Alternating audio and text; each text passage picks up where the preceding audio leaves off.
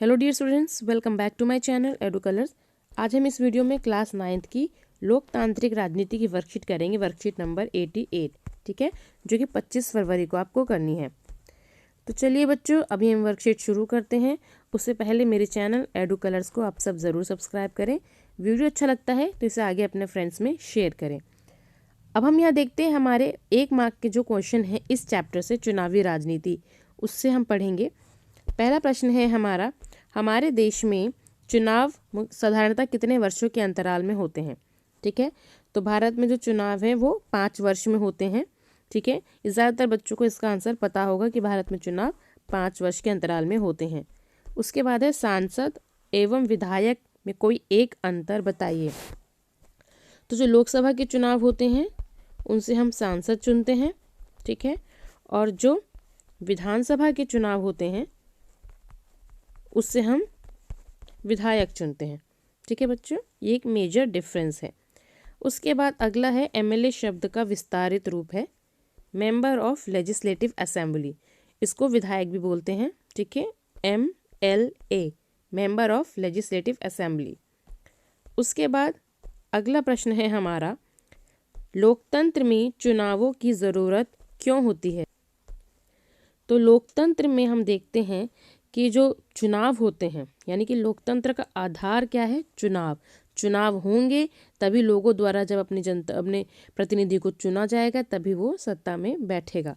तो लोकतंत्र का आधार क्या है, चुनाव। लोग बिना किसी दबाव के अपना प्रतिनिधि चुन सकें, इसलिए भी हमें चुनावों की ज़रूरत होती है। उसके बाद हम देखते हैं ताकि उचित लोगों द्वारा शासन संभाला जा सके। ठीक है, और 5 साल के लिए सरकार चुनी जा सके। अगला प्रश्न है, भारत के हरियाणा राज्य में न्याय युद्ध नामक आंदोलन का नेतृत्व किसने किया था। तो जो आपकी चुनावी राजनीति जो आपका बुक है, ठीक है, चैप्टर है, वो शुरुआत होती है तो उसमें सबसे पहले बात इन्हीं के बारे में होती है, यानी कि चौधरी देवीलाल के बारे में।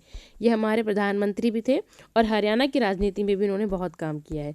तो बेसिकली यहाँ पर जो आपका चैप्टर जो शुरू हो रहा है वो चौधरी देवीलाल के न्याय युद्ध नामक आंदोलन से ही हो रहा है। तो ये हो गया चौधरी देवीलाल इसका आंसर। उसके बाद है अगला क्वेश्चन, चुनाव में मतदाता कई तरीकों से चुनाव करते हैं, कथन के समर्थन में 3 उदाहरण दीजिए। तो उम्मीदवार की छवि के आधार पर करते हैं। ठीक है, कि उम्मीदवार जो है उसकी इमेज जनता के सामने कैसी है, उम्मीदवार की योग्यताएं क्या क्या हैं, उसके अंदर क्या क्या योग्यताएं हैं, उसकी शैक्षिक योग्यताएं और अन्य प्रकार की योग्यताएं कि वो किस तरह से लोगों की जो भी उम्मीदें हैं उस पर खरा उतर सकता है या नहीं। जनता से किए गए कार्यों के आधार पर, ठीक है, जनता से वो जिस तरह से कार्य करने के जो भी वो अपने वादे करते हैं उन वादों के आधार पर लोग जो हैं, और या फिर ये भी होता है कि जो पिछले साल वो अगर वो सत्ता में थे उन्होंने क्या काम किया उसके आधार पर भी लोग उनको वोट देते हैं। अगला प्रश्न है, क्या बिना चुनाव के भी लोकतांत्रिक ढंग से प्रतिनिधियों का चुनाव किया जा सकता है, यदि हाँ तो क्यों, यदि नहीं तो क्यों। तो बिना चुनाव के लोकतांत्रिक ढंग से प्रतिनिधियों का चुनाव नहीं किया जा सकता। ठीक है, नहीं किया जा सकता, क्योंकि चुनाव कराने से सहमति से सरकार बनती है। अगर हम चुनाव नहीं कराएंगे तो सहमति नहीं बन पाएगी। बिना चुनाव के लोगों की विचारधारा नहीं मिलेगी और कुछ वर्गों की मनमानी हो सकती है। और यहाँ पर थर्ड पॉइंट है, लोकतंत्र का आधार ही चुनाव है, इसके बिना लोकतांत्रिक सरकार को चुनना असंभव है। ठीक है, बिना चुनाव के हम लोकतांत्रिक सरकार नहीं चुन सकते। अगला प्रश्न, चुनाव को लोकतांत्रिक बनाने वाले आधार कौन कौन से हैं। तो हम देखते हैं, चुनावों में सबको वोट देने का अधिकार होना चाहिए, यानी कि कानून के समक्ष समानता। चुनाव नियमित रूप से हर 5 साल में होने चाहिए। वह चुनाव स्वतंत्र व निष्पक्ष होने चाहिए, किसी के दबाव में नहीं होना चाहिए। अगला प्रश्न है, आपके अनुसार राजनीतिक दलों द्वारा चुनाव लड़ने से लोगों को क्या लाभ होता है। तो जो राजनीतिक दल होते हैं अगर वो इलेक्शंस में खड़े होते हैं, अगर बहुत सारे हैं तो लोगों के साथ क्या होता है, ऑप्शंस होते हैं लोगों के पास, अगर एक नहीं तो दूसरे दल को वो वोट दे सकते हैं। राजनीतिक दलों के बीच में होड़ होती है कि वो जनता के लिए जितना अच्छा काम करेंगे जनता उन्हें चुनेगी और सरकार यानी सत्ता में बैठाएगी। सत्ताधारी पार्टी के द्वारा अच्छा कार्य न करने के कारण जनता अगले चुनाव में दोबारा उन्हें नहीं जिताएगी। यदि अगर आपने 5 साल में अच्छा काम नहीं किया तो अगली बार शायद अब अगली बार सत्ता में ना आए, तो लोगों के पास ऑप्शंस होते हैं तो वो अगली पार्टी को सत्ता में ला सकती है। ठीक है बच्चों, तो यहाँ पर हमारे क्वेश्चंस जो हैं वो कंप्लीट होते हैं।